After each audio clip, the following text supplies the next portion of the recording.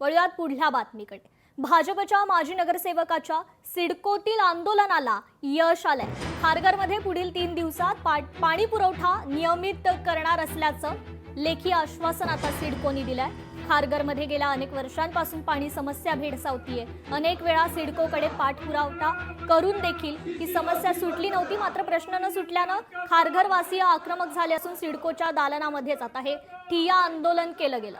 यावेळी खारघरचे भाजपचे माजी नगरसेवक यांनी तब्बल 5 तास सिडको अधिकाऱ्यांच्या कार्यालयात ठिय्या आंदोलन करत अधिकाऱ्यांना घेराव घालत जाब देखील विचारला। त्यानंतर सिडकोला जाग आली आणि लेखी आश्वासन यानंतर आता देण्यात आलेलं आहे। पुढील 3 दिवसांमध्ये खारघरमध्ये आता पाणी पुरवठा सुरळीत होणार असून सर्व प्रभागातील पाणी पुरवठा नियमित करण्यात येणार आहे।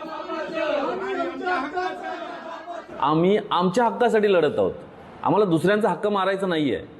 आमचं स्पष्ट म्हणणं आहे की इथे सेक्टर 19 असेल जिथे अनधिकृत बांधकाम केलेलं आहे, प्लॉट नंबर 92, 93 आणि 94 या तिन्ही प्लॉटवर अतिक्रमण आहे आणि ते ज्या धर्माने केलेलं आहे आम्हाला त्या धर्माचा विरोध नाही, आम्हाला ते इल्लीगल बांधकामाचा आणि अतिक्रमणाचा विरोध आहे।